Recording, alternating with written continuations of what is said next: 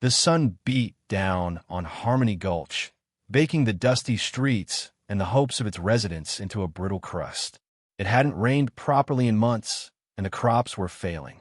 Families who had scraped a meager living from the unforgiving land were now facing starvation. Among them were the Millers, Pa, Ma, and their young daughter, Sarah. Pa, a man whose back was bent more by worry than work, had tried everything. Ma, her face etched with lines of hardship, wrung her hands constantly. Sarah, barely 10 years old, watched her parents with wide, frightened eyes. Their small cabin, usually filled with the comforting smells of baking bread, now echoed with the hollow sounds of empty stomachs.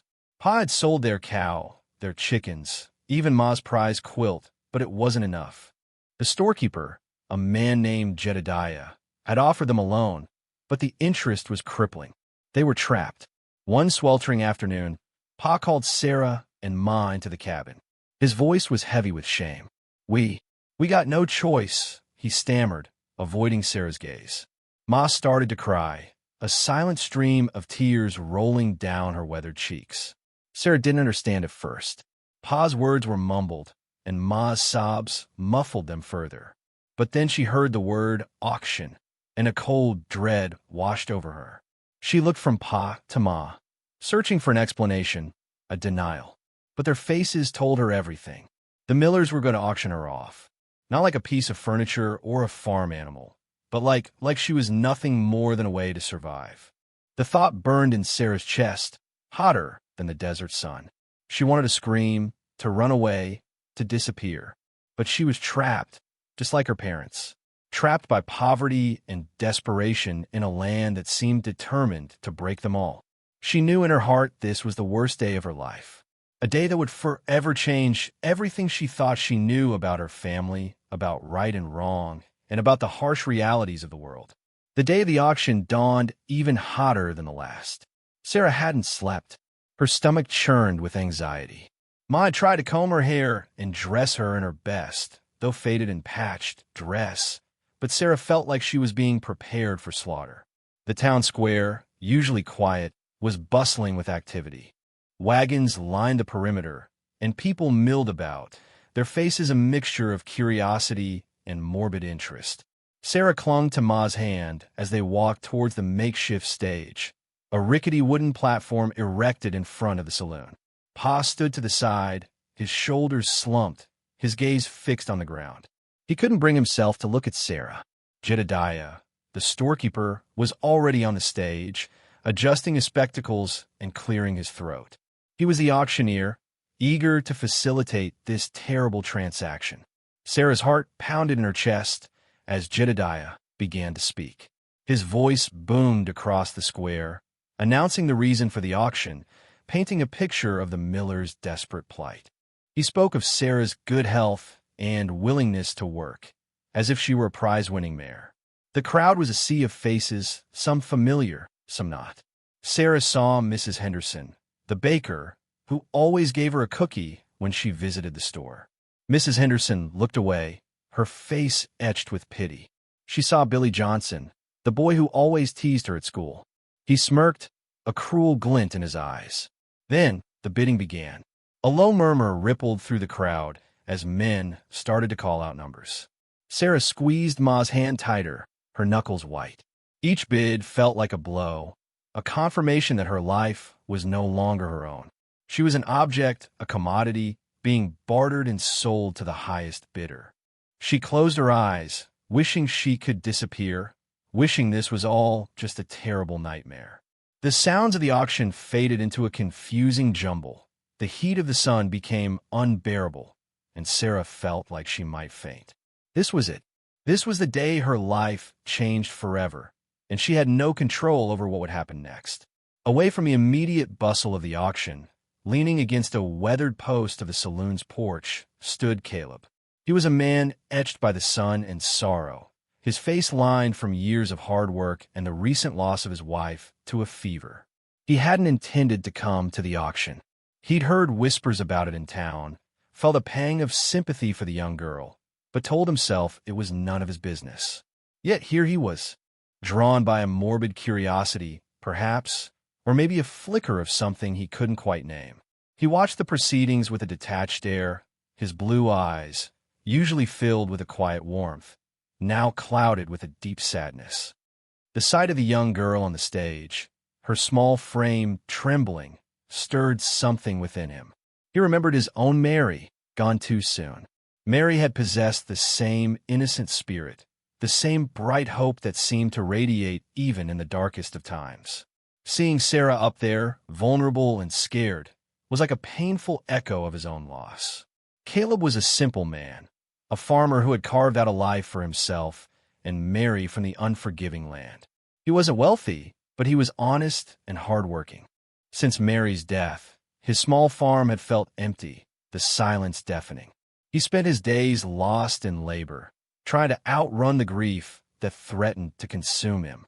He watched as the bidding climbed higher, the voices of the men in the crowd growing louder, more aggressive. He saw the way Sarah clung to her mother's hand, the fear in her eyes. He saw the shame in her father's posture, the silent tears streaming down her mother's face. A knot formed in Caleb's stomach. He knew what it was like to lose everything. He knew the desperation that could drive a person to do unthinkable things. He told himself to look away, to walk away, to forget he had ever witnessed this terrible scene. But something held him back. Something deep inside him, a long-dormant ember of compassion, began to flicker. He couldn't just stand by and watch. He had to do something. But what? The bidding continued, each number a nail hammered into Sarah's coffin of hope. Caleb wrestled with himself. He hadn't wanted this. He hadn't wanted to feel anything again, not after Mary. Opening his heart to someone new felt like a betrayal, a disloyalty to her memory. He had built walls around his emotions, brick by painful brick, and the thought of tearing them down terrified him. He also knew the practicalities. He was a farmer, not a father. He barely had enough to keep his own farm afloat, let alone care for a child. What did he know about raising a girl? He imagined the whispers, the judgment, the raised eyebrows of the townspeople. A lonely widower taking in a young girl. It would be the talk of Harmony Gulch for years. But then he looked at Sarah again. He saw the tears streaming down her face, the abject terror in her eyes. He imagined Mary in her place, and the thought was unbearable. He remembered the vows he had made to Mary, to always be kind, to always help those in need.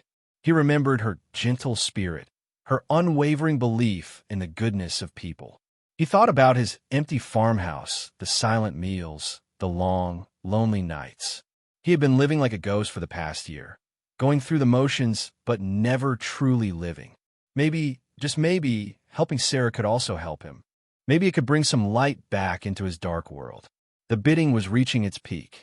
A gruff voice, belonging to a man named Hank, known for his cruelty and hard heart, shouted out a particularly high number. Caleb felt a surge of anger, a protective instinct he hadn't known he possessed. He couldn't let Sarah fall into Hank's hands. He closed his eyes, took a deep breath, and made his decision. He wasn't sure if it was the right one, but he knew he couldn't stand by and do nothing. He opened his eyes, his gaze firm, his jaw set. It was time to act. The internal battle was over. He would bid. He would save this girl, even if it meant risking everything. He opened his mouth, ready to call out a number, his voice trembling slightly with determination. $500. Caleb's voice, though slightly hoarse, cut through the air, silencing the crowd. All eyes turned to him, surprise etched on their faces. Hank, the cruel man who had been the previous high bidder, scowled. Jedediah, the auctioneer, blinked in astonishment. Sarah, still clinging to her mother's hand, looked up, her eyes wide with confusion. Palm Miller, who had been staring at the ground, finally lifted his head, his expression a mixture of relief and disbelief. Mom Miller gasped, her hand flying in her mouth. They both knew Caleb. He was a good man, a kind man, but they never expected him to do something like this. Hank glared at Caleb. "You ain't got that kind of money, old man," he sneered. "Don't be wasting everyone's time." Caleb stood tall, his gaze unwavering. "I do," he said firmly, "and I'm prepared to bid more, if necessary." A tense silence hung in the air. Hank hesitated, his eyes narrowed. He knew Caleb was a hard worker, but he also knew he wasn't wealthy. He wondered if Caleb was bluffing. Jedediah, sensing the shift in momentum, quickly regained his composure. $500 bid by Mr. Caleb, he announced, his voice booming. Do I hear 6? Hank remained silent, his face flushed with anger. He knew he couldn't compete with Caleb. He grumbled something under his breath and turned away, defeated. Jedediah waited a moment, then banged his gavel. Sold. To Mr. Caleb for $500. A collective gasp swept through the crowd. Sarah felt a strange mix of emotions. Relief that she wasn't going to Hank, confusion about what this meant for her future, and a flicker of hope that maybe, just maybe, things might be all right. Caleb walked towards the stage, his steps deliberate and steady. He reached out his hand to Sarah, his blue eyes filled with a gentle kindness. Come on, child, he said softly. Let's go home. Sarah hesitated for a moment, then released her mother's hand and took Caleb's. It was a small gesture, but it felt like a giant leap of faith. As they walked away from the auction, away from the crowd, away from her parents, Sarah knew her life was about to begin anew. She just didn't know what that new life would hold. The ride to Caleb's farm was silent. Sarah sat beside him in the wagon, her small frame stiff with apprehension. She didn't know what to say, what to expect. Caleb, too, was at a loss for words. He glanced at her occasionally, his brow furrowed with concern. He could only imagine what she was going through. His farm, though modest, was well kept. A small, sturdy house stood nestled amongst fields of wheat and corn. A barn, weathered but strong, stood nearby. He pulled the wagon to a stop in front of the house and helped Sarah down. Welcome home, Sarah, he said, his voice gentle. Sarah looked around, her eyes wide. It was a far cry from her own dilapidated cabin, but it felt just as lonely. She didn't respond, simply clutching her small bundle of belongings tighter. The first few days were difficult. Sarah was withdrawn and distrustful. She barely spoke, avoiding eye contact and flinching at sudden movements. She ate little, sleeping fitfully in the small room Caleb had prepared for her. Caleb tried his best to make her comfortable, but he was awkward and unsure. He wasn't used to children, especially girls. He offered her food, showed her around the farm, and tried to engage her in conversation, but she remained closed off. He realized he needed to be patient to earn her trust. He started by simply being present, working quietly in the fields while she watched from a distance. He left small gifts for her, a smooth, colorful stone, a freshly picked flower, a piece of homemade bread. Slowly, gradually, Sarah began to thaw. She started venturing closer to him while he worked, her curiosity piqued by his quiet diligence. She would ask him simple questions about the farm, about the animals, about his life.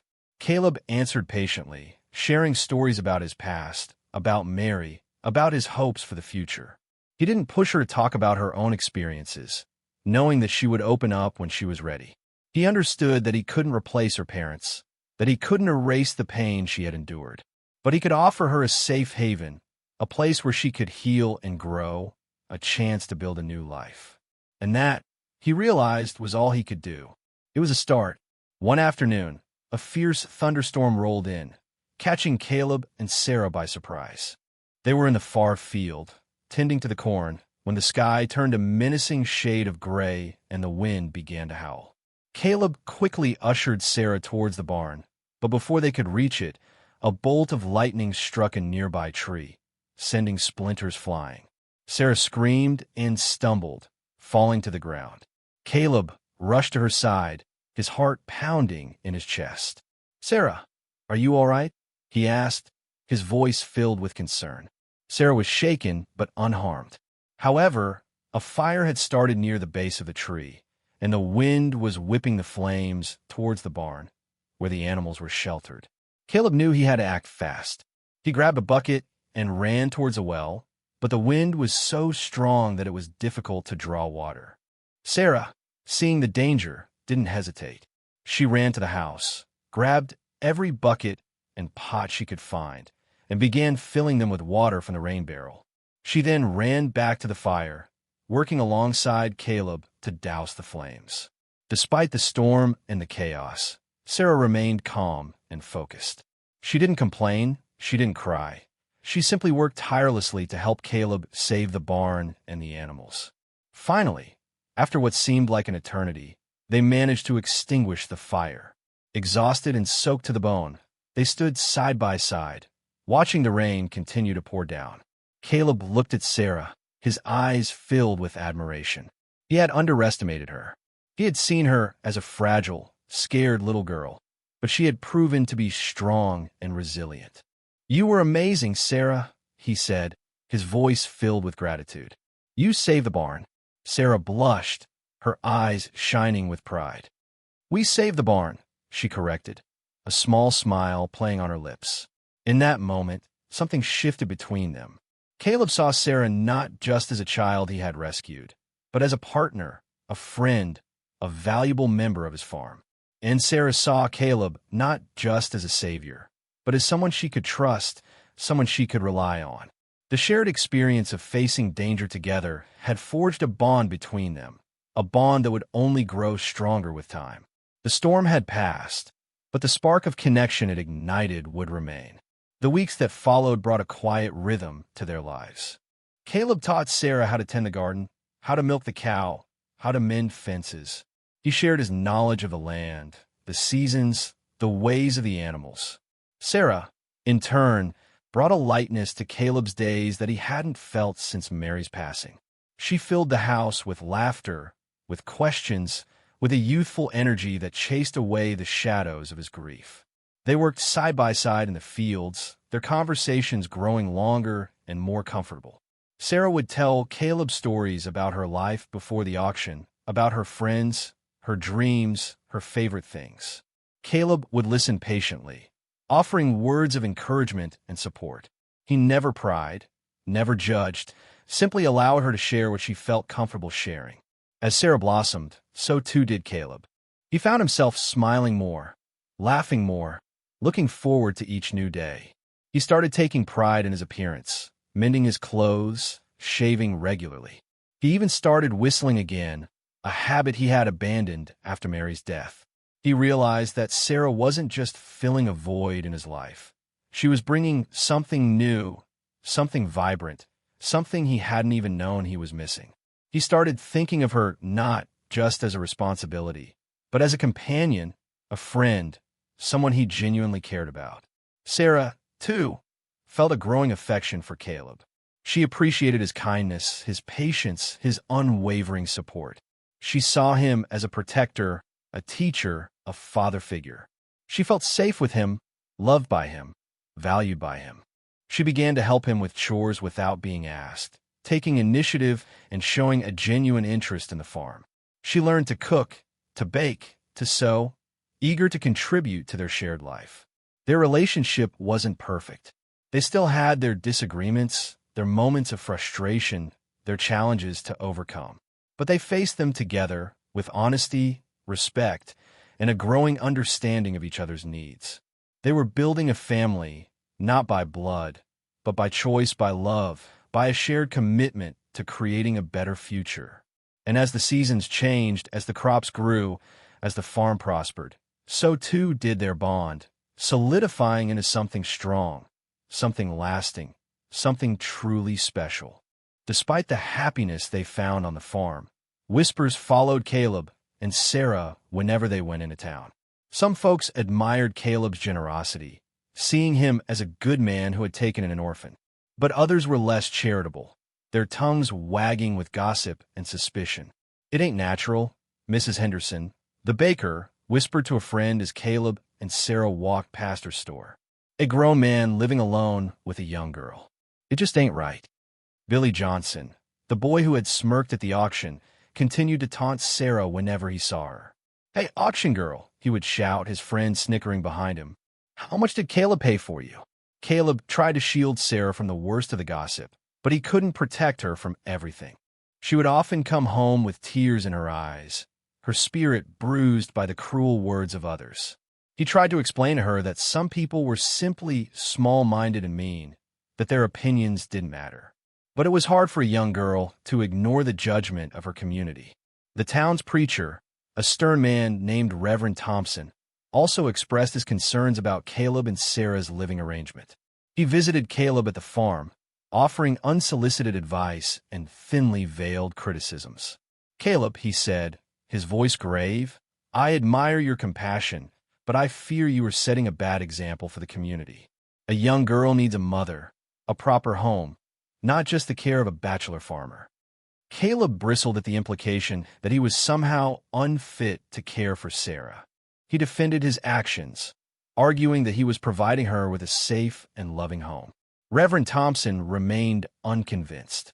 He warned Caleb that he would be watching him closely and that he expected him to uphold the moral standards of the community. The constant scrutiny and judgment weighed heavily on Caleb. He began to question his decision to take in Sarah, wondering if he had made a mistake. Was he putting her in a situation where she would never be truly accepted? He knew he had to protect Sarah, not just from the harsh realities of the world, but also from the prejudice and ignorance of his own community. He resolved to prove them wrong, to show them that love and family could come in many different forms. He just hoped it would be enough. Hank, still smarting from his defeat at the auction, saw Caleb and Sarah's unconventional living situation as an opportunity. He had always coveted Caleb's land, a fertile plot with a reliable water source, something increasingly rare in Harmony Gulch. He decided to use the town's prejudice to his advantage, devising a scheme to drive Caleb off his property. He started by spreading rumors, exaggerating the gossip and fueling the town's suspicions. He whispered tales of Caleb neglecting Sarah, of mistreating her, of exploiting her for free labor. He played on the townsfolk's fears, painting a picture of Caleb as a dangerous and immoral man. He also began to harass Caleb directly, sabotaging his equipment, stealing his livestock, and vandalizing his property. He left threatening notes on Caleb's doorstep, warning him to leave town. Sarah, already vulnerable from the town's gossip, was terrified by Hank's actions. She worried constantly about Caleb's safety and feared that Hank would eventually try to hurt her. Caleb, though worried, tried to remain strong for Sarah's sake. He refused to be intimidated by Hank's threats, determined to protect his farm and the new life he had built with Sarah. He went to the sheriff, a weary man named Jed, and reported Hank's harassment. But Jed was reluctant to get involved, citing a lack of evidence and a desire to avoid stirring up trouble in the town. Caleb realized he was on his own. He had to find a way to stop Hank before things escalated. He started patrolling his property at night, armed with a rifle, determined to catch Hank in the act. He also began to gather evidence of Hank's crimes, hoping to convince the sheriff to take action. He knew it was a risky game, but he was willing to do whatever it took to protect Sarah and his farm. Hank, emboldened by the lack of consequences, grew increasingly brazen in his attacks. He knew he had to act quickly before Caleb could gather enough evidence to expose him. He began to plot a final, desperate move to force Caleb off his land, a move that would put both Caleb and Sarah in grave danger. Hank's final scheme involved a false accusation. He knew that simply damaging Caleb's property wasn't enough to drive him away. He needed something more, something that would turn the entire town against him. He decided to accuse Caleb of stealing cattle from a neighboring rancher, a wealthy and influential man named Mr. Harding. Hank fabricated evidence, planting stolen cattle on Caleb's land and bribing a witness to testify against him. He then went to Sheriff Jed, presenting his evidence and demanding that Caleb be arrested. Sheriff Jed, swayed by Mr. Harding's influence and the mounting pressure from the town, reluctantly agreed to arrest Caleb. He arrived at Caleb's farm with a posse, catching Caleb completely by surprise. Sarah watched in horror as the sheriff placed Caleb in handcuffs and led him away. She knew that Caleb was innocent, but she also knew that Hank had framed him. She was terrified that Caleb would be wrongly convicted and sent to jail. Determined to prove Caleb's innocence, Sarah decided to take matters into her own hands. She knew she had to find evidence to expose Hank's lies and clear Caleb's name. She started by questioning the bribed witness, a shifty-eyed man named Pete. She followed him around town, observing his movements and listening to his conversations. She soon discovered that Pete was deeply in debt to Hank, giving her a clue to his motivation. She then went to Mr. Harding's ranch, hoping to find evidence that the stolen cattle had been planted on Caleb's land. She snuck onto the property, evading the watchful eyes of the ranch hands, and began searching for clues. She discovered a hidden branding iron with Caleb's initials, proving that someone had deliberately branded the cattle to frame him. She also found footprints leading from Hank's property to Caleb's, further solidifying her suspicions. Armed with this evidence, Sarah raced back to town, determined to confront Hank and expose his lies. She knew it was a dangerous move, but she was willing to risk everything to save Caleb. She knew she had to be brave, just like Caleb had been for her. The time for fear was over. It was time to fight for what was right. Sarah burst into the saloon, where Hank was celebrating Caleb's arrest with his cronies. She slammed the branding iron and the muddy evidence she had collected onto the bar, silencing the raucous laughter. "You framed him, Hank," she declared, her voice trembling but firm. "You planted the cattle and bribed Pete to lie. This proves it." Hank's face turned crimson with anger. He tried to dismiss her accusations as the ramblings of a hysterical child, but the townsfolk, drawn by the commotion, were listening intently. Sheriff Jed, alerted by the noise, arrived at the saloon. He looked at the evidence Sarah presented, his expression troubled. He knew Hank was a troublemaker, but he had never suspected him of something this serious. Hank, realizing he was losing control of the situation, grabbed Sarah by the arm, intending to silence her. "Get out of here, you little brat," he snarled. "You don't know what you're talking about." Caleb, who had managed to escape from his cell with the help of a sympathetic townsman, burst into the saloon at that moment. He saw Hank grabbing Sarah, and his rage exploded. He lunged at Hank, tackling him to the ground. A brawl erupted in the saloon, with Caleb and Hank trading blows while the townsfolk watched in stunned silence. Sheriff Jed tried to restore order, but the fight was too intense. Caleb, fueled by his anger and his determination to protect Sarah, fought with a ferocity he didn't know he possessed. Finally, he managed to overpower Hank, pinning him to the ground. "Tell them the truth, Hank," he demanded, his voice raw with emotion. "Tell them you framed me." Hank, defeated and humiliated, reluctantly confessed to his crimes. He admitted to planting the cattle, bribing Pete, and harassing Caleb in an attempt to steal his land. The townsfolk, shocked by Hank's confession, turned against him. They realized they had been manipulated by his lies and prejudice. Sheriff Jed, finally convinced of Caleb's innocence, released him from custody and arrested Hank. As Hank was led away, the townsfolk jeered and shouted insults at him. Caleb rushed to Sarah's side, embracing her tightly. "You saved me, Sarah," he said, his voice filled with gratitude. "You were so brave." Sarah smiled, her eyes shining with tears. "We save each other, Caleb," she replied. "We always will."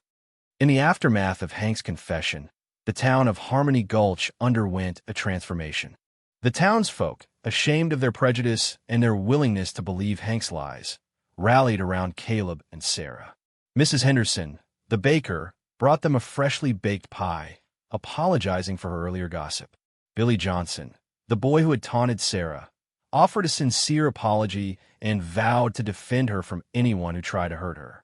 Even Reverend Thompson, humbled by the events, visited Caleb and Sarah at the farm, offering his blessings and acknowledging the strength of their bond. The townspeople helped Caleb repair the damage that Hank had caused to his farm, working together to mend fences, rebuild structures, and replant crops. They organized a fundraiser to help Caleb recover the financial losses he had suffered. As Caleb and Sarah worked alongside the townsfolk, they felt a sense of belonging they had never experienced before. They realized that even in the face of prejudice and adversity, there was still goodness and kindness to be found in the world. One evening, as they sat on the porch watching the sunset, Caleb turned to Sarah, his eyes filled with tenderness. "You know, Sarah," he said, "I never thought I could be this happy again. You've brought so much joy into my life." Sarah smiled, her heart swelling with affection. "You've given me a home, Caleb," she replied. "A family. I'll always be grateful." Caleb reached out and took Sarah's hand, his grip firm and loving. "We're more than just a family, Sarah," he said, his voice soft. "We're partners. We're friends. We're something special." He paused, his gaze searching her eyes. He had been afraid to admit it, even to himself, but the events of the past few weeks had made him realize the depth of his feelings for Sarah. He loved her, not just as a daughter, but as a woman. He knew it was unconventional, that it would raise eyebrows, but he couldn't deny the truth in his heart. He had found love again in the most unexpected of places. He just didn't know if Sarah felt the same way. He decided it was time to find out. Sarah looked into Caleb's eyes, seeing a depth of emotion she hadn't noticed before. His words, "something special," hung in the air, filled with unspoken meaning. She felt a warmth spread through her chest, a feeling she had tried to ignore, a feeling that both excited and frightened her. She had come to depend on Caleb, to admire him, to love him as a father figure. But lately, those feelings had been changing, evolving into something more. She had noticed the way his eyes twinkled when he looked at her, the gentle touch of his hand, the way his presence made her feel safe and cherished. She knew it was unconventional, that people would whisper and judge, but she couldn't deny the truth in her heart. She loved Caleb, not just as a protector, but as a man. She loved his kindness, his strength, his unwavering belief in her. She had been afraid to acknowledge these feelings, fearing that she was betraying Mary's memory, or that she was simply grasping for any form of love and security after the trauma she had endured. But now, as she looked into Caleb's eyes, she knew that her feelings were real, that they were genuine, that they were meant to be. Caleb took a deep breath, his hand trembling slightly as he reached into his pocket. He pulled out a small, silver ring, a ring that had belonged to Mary. "Sarah," he said, his voice thick with emotion, "I know this is sudden, and I know it's not the way things are usually done. But I love you, Sarah, more than I ever thought possible. You've brought light back into my life, and I can't imagine living without you. Will you marry me?"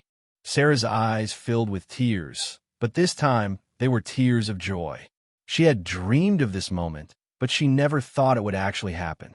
She knew it was unconventional, that people would whisper and judge, but she didn't care. All that mattered was that she loved Caleb, and he loved her. "Yes, Caleb," she said, her voice trembling with emotion. "Yes, I'll marry you." Caleb slipped the ring onto her finger, his hand shaking with happiness.